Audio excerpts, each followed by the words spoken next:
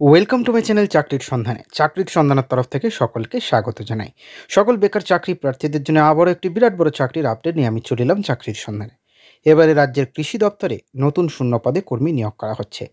সম্পূর্ণ বিনামূল্যে আবেদন করতে পারবেন যে কোনো ভারতীয় নাগরিক, অর্থাৎ পশ্চিমবঙ্গের যে কোনো জেলার প্রার্থীরা। কৃষি ভবন দপ্তরের পক্ষ থেকে নিয়োগ করা হচ্ছে।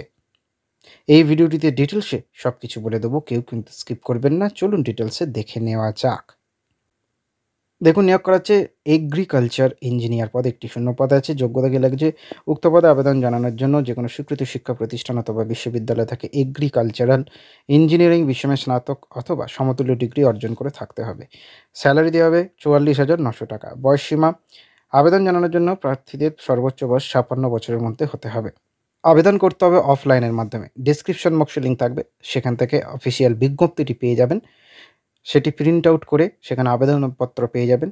সেটি ডাউনলোড করে সঠিক তথ্য পূরণ করে নিতে হবে। আবেদনপত্র সঠিকভাবে পূরণ করার পর আবেদনপত্রের সঙ্গে প্রয়োজনীয় ডকুমেন্টস অ্যাটাচ করে আবেদনপত্রে নিজের সাম্প্রতিক রঙিন ছবি যুক্ত করে নিতে হবে এবং নিজের স্বাক্ষর করতে হবে। সবশেষে আবেদনপত্র সহ সমস্ত জরুরি নথিপত্রগুলি একটি মুখবন্ধ খামে ভরে সংস্থার নির্দিষ্ট ঠিকানায় পাঠাতে হবে। আবেদনপত্র জমা দেওয়ার ঠিকানা: ministry of agriculture and farmers welfare, department of agriculture and farmers welfare, mechanisation and technology administration, section কৃষি ভবন, নিউ দিল্লি 110001।